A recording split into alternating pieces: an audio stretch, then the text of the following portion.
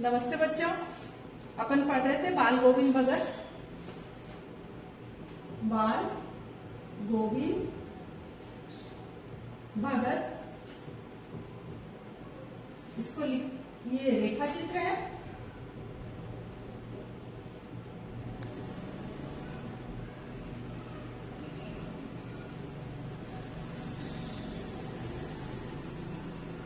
और इसको लिखा है राम वृक्ष बेनीपुरी।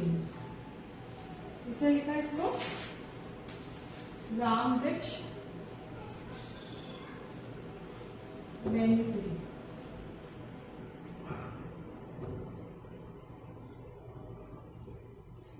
ठीक है।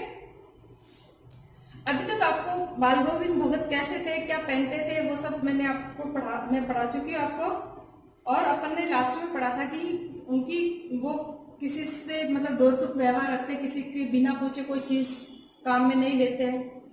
और अपने खेत में जो भी पैदा होता है वो सबसे पहले 4 कोस दूर जो गुरुद्वारा था कबीर साहब का, वहां जाकर के सारा रखते थे अपनी खेती में जो भी पैदा होता था। और अपनी जरूरत जितनी अपनी जरूरत होती थी वहां से उसको प्रसाद के रूप में जो है वो घर लेके आते थे और उसी में ही अपनी गुजर बसर करते थे। ठीक है। तो आगे लेखक कहता है कि इन सबके ऊपर मैं तो मुग्ध था। उनके मधुर गान पर जो सदा सर्वदा ये सुनने को मिलते। कबीर के वे सीधे साधे पद जो उनके कंठ से निकलकर सजीव हो उठते। कवि कह रहा है कि मैं उनके ऊपर मुझे मतलब मेरे मन के वे आदर्श थे, मुझे बहुत अच्छे लगते थे बाल गोविंद भगत।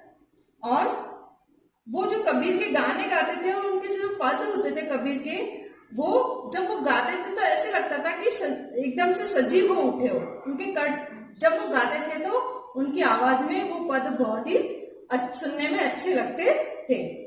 आषाढ़ की रिमझिम, समूचा गांव खेतों में उतर पड़ा है। कई हल चल रहे हैं, कई रोपनी हो रही है। धान की पानी भरे खेतों में बच्चे उछल रहे हैं। औरतें कलेवा लेकर मेड़ पर बैठी हैं। आसमान बादल से घिरा है, धूप का नाम नहीं। ठंडी पुरवाई चल रही है। ऐसे ही समय में आपके कानों में एक स्वर तरंग झनकार सी कर उठती है। ये क्या है, ये कौन है, ये पूछना न पड़ेगा। बाल गोविंद भगत समूचा शरीर कीचड़ में लिथड़े अपने खेत में रोपनी कर रहे हैं। ठीक है। हाँ, आषाढ़ का महीना है। पूरे मौसम का और वातावरण का चित्र प्रस्तुत किया है यहाँ पे लेखक ने।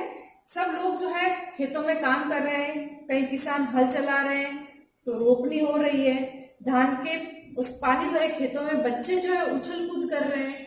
तो औरतें कलेवा लेकर के, कलेवा मीन्स जो सुबह का खाना होता है, नाश्ता होता है, उसको कलेवा बोलते हैं, वो लेकर के मेड़ पे जो है बैठी है। और आसमान पूरा बादलों से घिरा हुआ है। और ऐसे समय में जो कानों में एक आवाज सुनाई पड़ती है, कोई अनजान मतलब वहां किसी भी व्यक्ति को पूछने की जरूरत नहीं कि आवाज किसकी है, क्योंकि वो आवाज हमेशा ही सुनते हैं। और वो आवाज होती है बाल गोविंद भगत की। बाल गोविंद भगत इस वक्त जो है कीचड़ से लथपथ है और अपने खेत में रोपनी कर रहे हैं। देखो बच्चों, यहाँ पे बहुत ही अच्छी लाइन लिखी हुई। उनकी अंगुली एक एक धान के पौधे को पंक्तिबद्ध खेत में बिठा रही है। उनकी अंगुलियां जो है एक एक पौधे को खेत में पंक्तिबद्ध बिठा रही है। उनका कंठ एक एक शब्द को संगीत के जीने पर चढ़ाकर कुछ को ऊपर स्वर्ग के लिए भेज रहा है और कुछ को इस पृथ्वी की मिट्टी पर खड़े लोगों के कानों की ओर। ठीक है। देखो, वो हाथों से काम कर रहे हैं। क्या काम कर रहे हैं? पौधों को पंक्तिबद्ध जो है रोपनी कर रहे हैं उस पौधों की। और शब्दों को कंठ के जीने पर चढ़ा करके थोड़ा लाभ जो है वो भगवान को, थोड़ा सा उसका जो है भगवान को भेज रहे हैं। थोड़ा उस संगीत का जो है मजा जो है वो उस धरती पर खड़े लोगों को सुनने के लिए मिल रहा है। और बच्चे खेलते हुए झूम उठते हैं। मेड़ पर खड़ी औरतों के होठ कांप उठते हैं। वे गुनगुनाने लगती हैं। हलवाओं के पैर ताल से उठने लगते हैं। रोपनी करने वालों की अंगुलियां एक अजीब से क्रम से चलने लगती है। बाल गोविंद भगत का ये संगीत है या जादू। और जब वो गाते हैं तो सारा वातावरण जो है वो संगीतमय हो उठता है, ठीक है ना। बच्चे जो है उनके गाने के साथ साथ झूमने लग जाते हैं। औरतें मेड़ पे बैठी बैठी जो है उनके हाथ होठ जो है वो अपना आप ही उस संगीत के पीछे वो भी अपने मन में उस गाने को गुनगुनाती है। और जो हलवा है, जो आदमी लोग हैं जो हल चला रहे हैं, वो भी ऐसे लग रहा है कि उस गाने पे ही उनके पैर जो है वो उठ रहे हैं, ठीक है ना।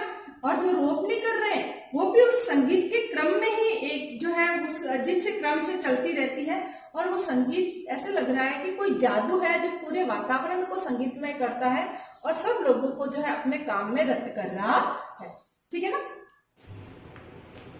हाँ, तो अब अभी अपन पढ़ रहे थे आषाढ़ का महीना। अब आषाढ़ के बाद में भादों के महीने का वर्णन है यहाँ पे कि भादों की वह अधरतिया, अंधेरी अधरतिया, थोड़ी ही देर पहले मूसलाधार वर्षा खत्म हुई है। बादलों की गरज, बिजली की तड़प में आपने कुछ नहीं सुना हो, किंतु अब झिल्ली की झनकार और दादुरों की टरटर बाल गोविंद भगत का के संगीत को अपने कोलाहल में डुबो नहीं सकती, ठीक है। भादों का महीना है और आधी अधरतिया है, अंधेरी, बहुत ही अंधेरी, और अधरतिया आधी रात का समय है। अभी अभी बारिश का मौसम जो है वो खत्म हुआ है, बारिश रुकी है। अभी तक जो है आपको बिजली की गड़गड़ाहट में कुछ सुनाई नहीं दिया होगा, लेकिन अब जो मेंढक की टरटर की आवाज है, झिल्ली की आवाज है, उस आवाज में जो है बाल गोविंद भगत की आवाज दब नहीं सकती।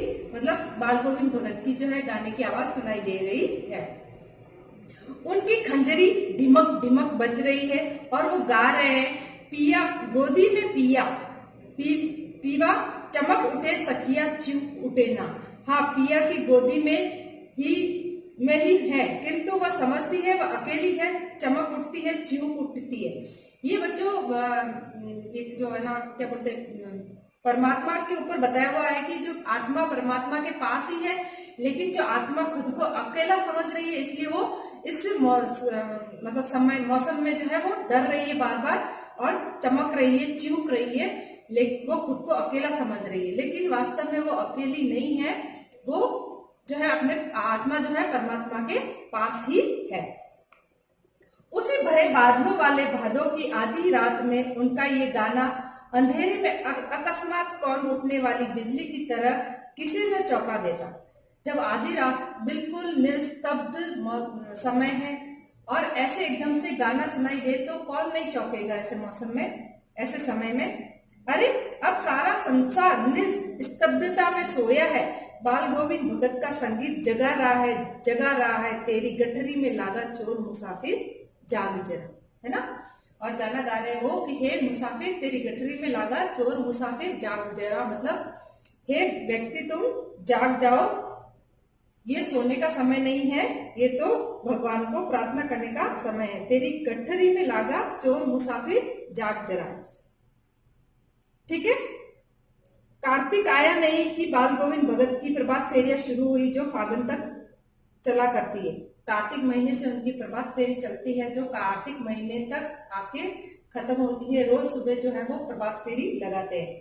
वह दिनों के इन दिनों वह सवेरे ही उठते, न जाने किस वक्त जग कर नदी स्नान को जाते, गांव से 2 मील दूर, वहां नहा धोकर लौटते और गांव के बाहर ही पौकर के ऊंचे भिंडे पर अपनी खंजरी लेकर बैठते और अपने गाने तेरने लगते। मैं शुरू से ही देर तक सोने वाला हूं, किंतु एक दिन माघ के उस महीने में उस दांत टिटकिटाने वाली भोर में उनका संगीत मुझे पौखर पर ले गया, ठीक है। अब जो है कार्तिक महीने से लेके फाल्गुन महीने तक का हो गया और अब जो है उनकी पौष महीने का वर्णन है कि वो सुबह ही बहुत जल्दी उठ के जो है 2 मील दूर नदी किनारे स्नान को जाते हैं और वापस आके जो है अपने भजन गाने शुरू कर देते हैं। गांव के एक ऊंचे टीले पर, जो ऊंचे जगह है, टीला है, उस टीले पर बैठ करके अपनी खंजरी से जो है वो गाना शुरू कर देते हैं। आज के लिए इतना ही, मिलते हैं आगे, ओके।